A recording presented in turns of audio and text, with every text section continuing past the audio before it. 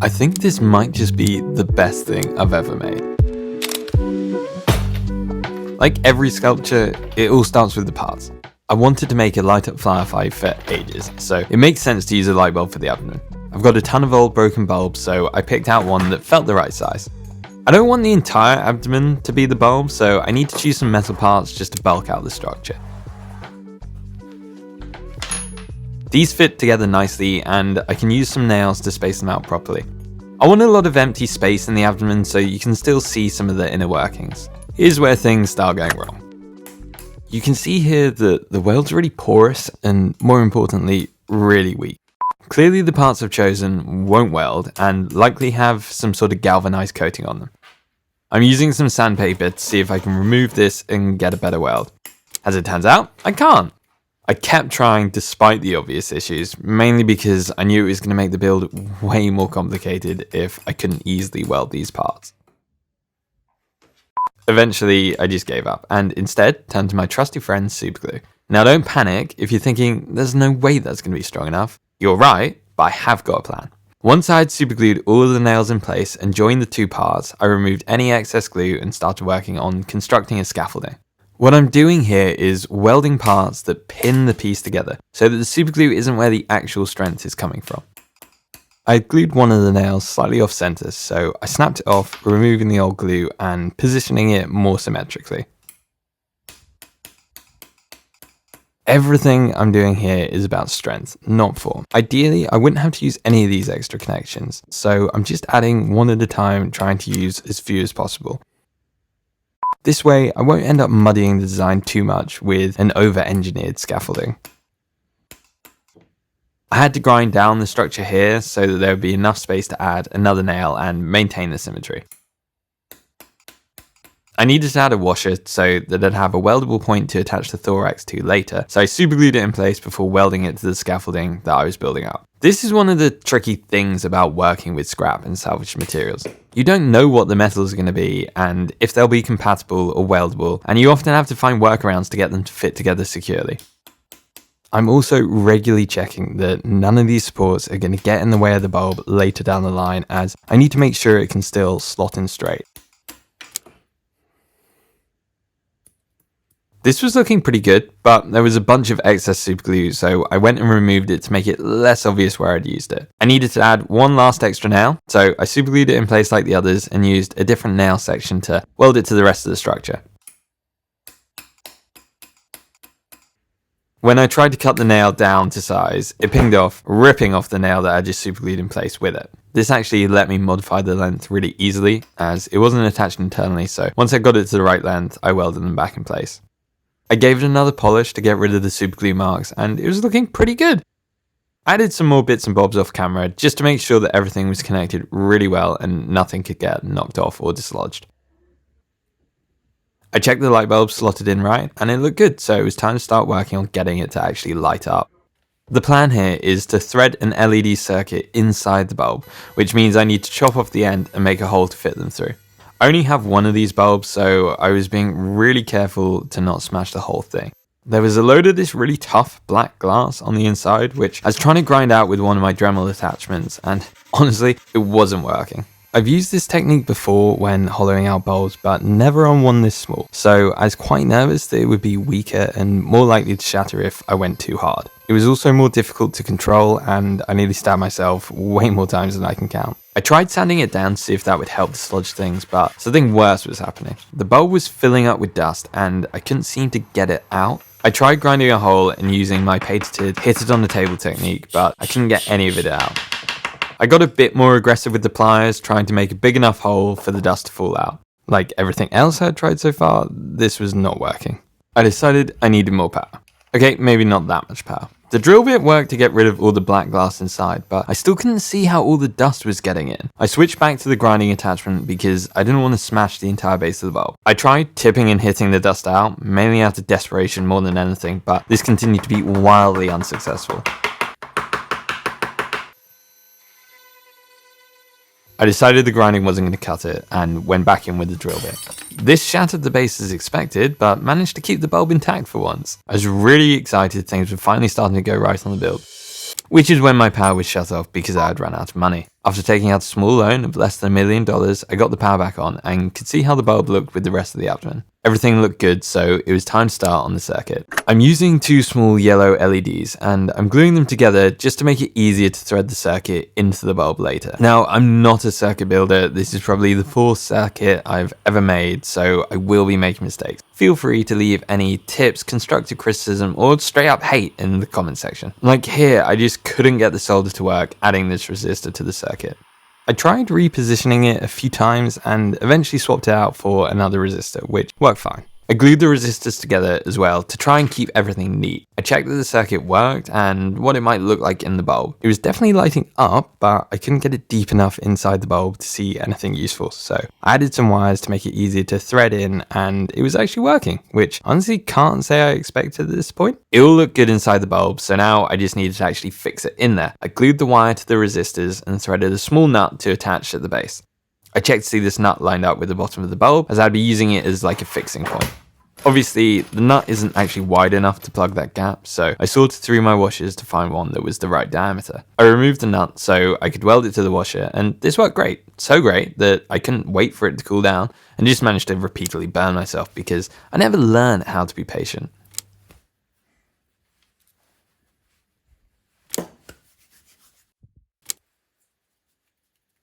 I glued it in place, but got things the wrong way round, so the LEDs were a bit too deep in the bulb.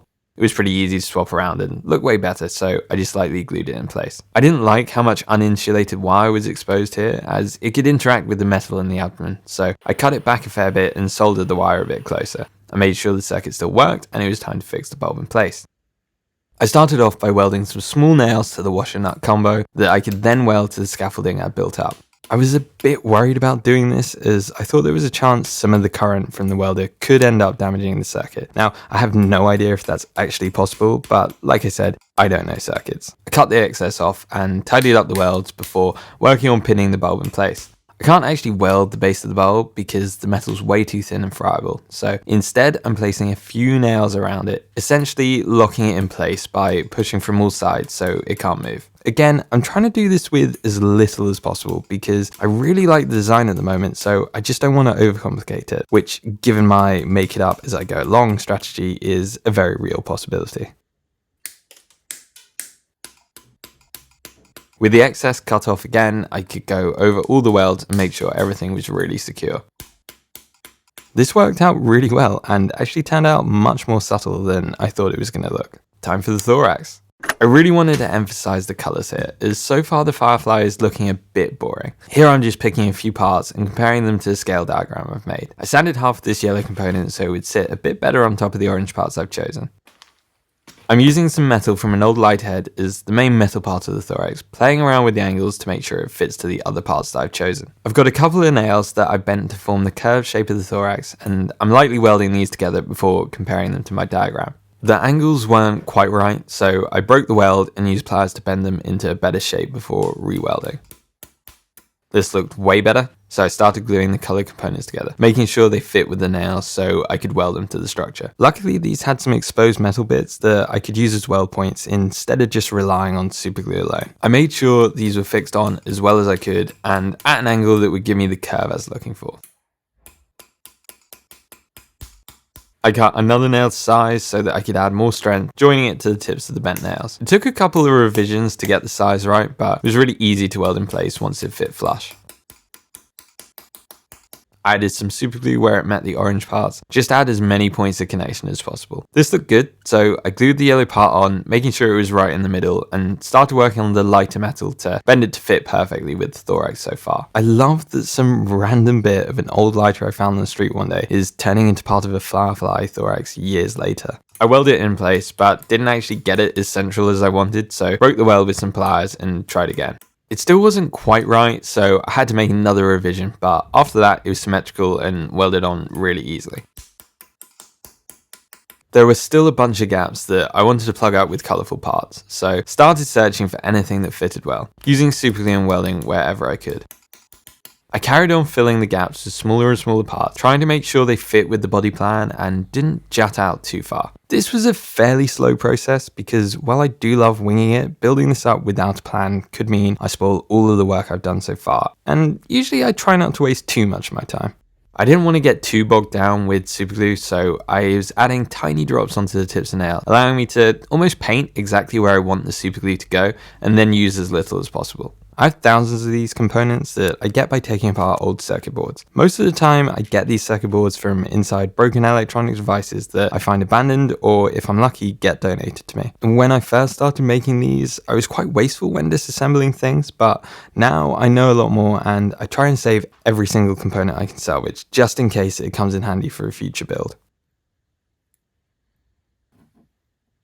This was all looking good, but the last big gap to plug was a bit trickier. I was trying out a few different combination of parts, trying to get as natural a look as possible, like doing the world's strangest puzzle. I found a design that I liked, and the first part went in easily, but apparently I lost most of my fine motor skills here and spent significantly longer than I'm willing to admit trying to place this part.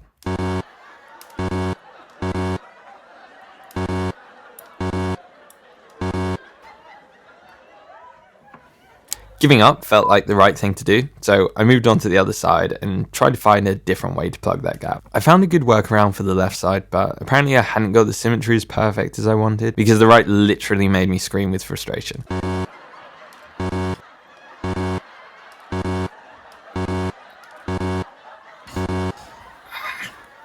Eventually, I managed it, and it actually looked even better than I thought it would.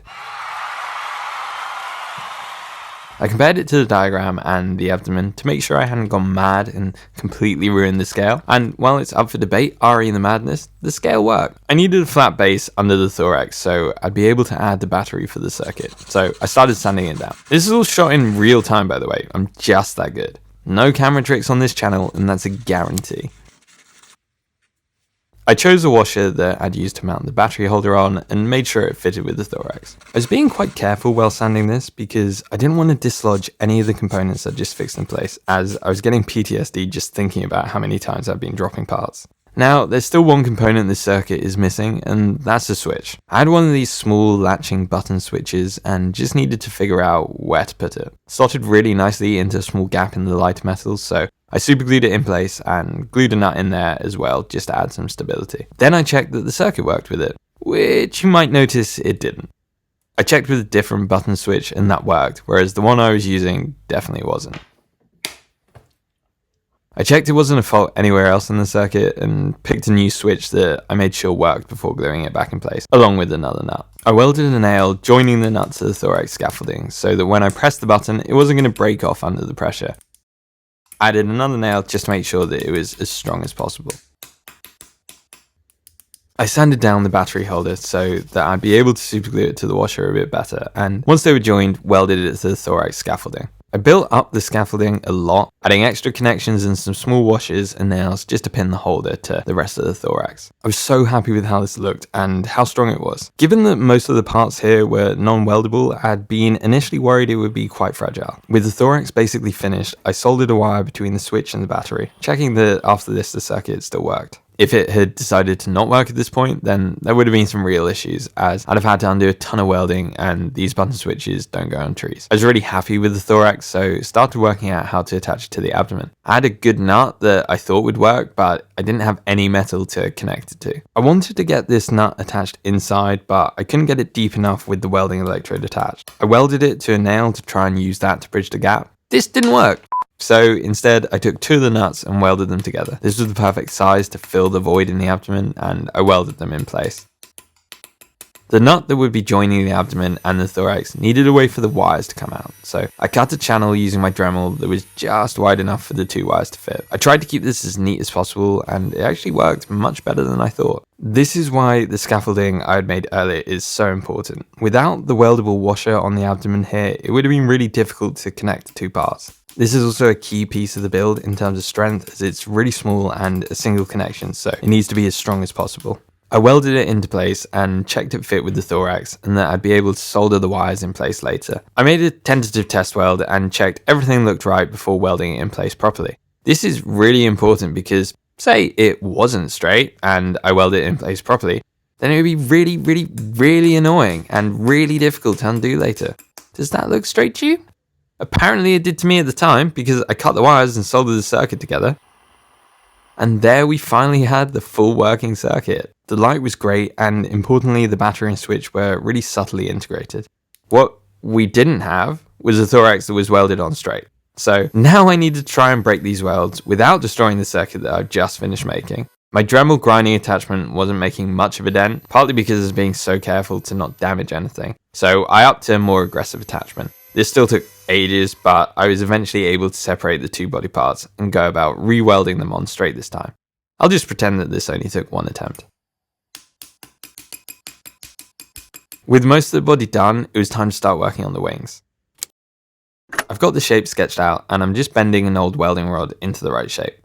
This took a bunch of small revisions to eventually get what I wanted, and I welded the two of them up. I had these really cool components that I'd stripped off some circuit boards, and the colours matched perfectly with the Firefly's wing cases. After tracing out the shape, I used some scissors to cut them out. This actually didn't work very well, and the scissors kept bending the metal, which didn't give as clean a finish as I wanted. I think if I'd had some tin snips or the metal hadn't been quite as thin, then these would have been fine, but in this case they didn't quite cut it. Get it? Cut it. Because I decided to use a Dremel instead to make sure I could be really precise, which did take a lot longer, but it worked way better. I was being very, very careful here because I needed the shape to be perfect so that it would fit flush with the wing. If I took too much off, then it would be useless, and I only had a few more of these parts and didn't want to waste any. In hindsight, I should have done this first and then bent the welding rods to match the shape after. These look good, but I didn't like the harsh line finish and wanted it to flow a little bit better. I cut a couple of small parts that I superglued in place to help bridge that gap. Once I could actually find where I'd put them, that is.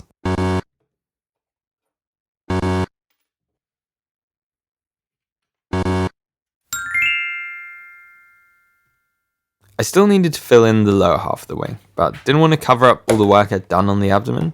Mesh seemed like the sensible choice, so I grabbed an old speaker from my disassembly pile and removed the mesh to start cutting it to shape. I want to be as conservative as possible here, so that I don't waste any of the mesh that I could use in another project later. I don't know when I'll come across another device with mesh like this, so I have to make sure that I'm never wasteful with parts. Once I had a workable section, I sketched out a template and began cutting it out. In this case, the Dremel works really well, and I don't have to worry about being as precise. I cleaned up the form on my sander so I could get a perfect fit before welding the mesh to the wings. This actually took hours, having to make hundreds of tiny adjustments to make sure everything fit really flush, but it was definitely worth it. The welding rods and the mesh weld together really easily, so it was a bit of a breeze compared to the rest of the piece where I was having to figure out clever solutions to make it work.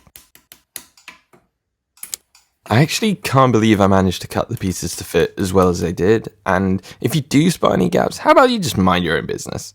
Now, I really wanted to be able to move the wings, so I took some old picture frame hooks and altered them so I'd be able to fit them to the abdomen before welding them to the wings. I had to weld the ends together after cutting them so that the hinge wouldn't get any wider and therefore weaker the more that they moved. It was really tricky to get this symmetrical, so I had to try this a few times. One of the tricks I used to make it easier was supergluing the hinges to each other, so I could make sure the angles were exactly the same. Even with this, it still took multiple attempts before I was happy. So much of my building process is trial and error. It's very rare that I get something right first time, and when I do, I usually find out that it's just because I didn't notice a mistake initially. When I joined the Thorax to the abdomen and didn't get it straight, really, I should have known I wouldn't get that right first go. In future, I must be more inherently suspicious of myself. Once it looked right, I strengthened all the welds, adding in a couple of small nails to build up the stability.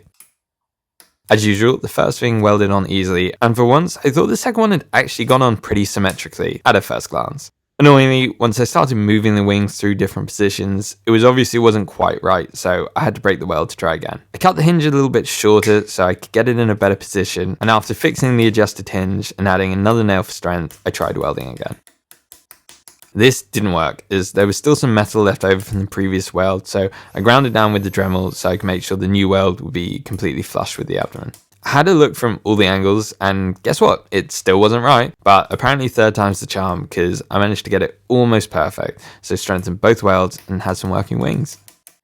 I mean, just tell me that doesn't look cool. I mean, don't actually tell me it doesn't look cool though, because I think about every mean comment for at least a month. I added another set of small nails just to make sure the whole structure was as strong as possible. And with that done, it was time to get going on the head.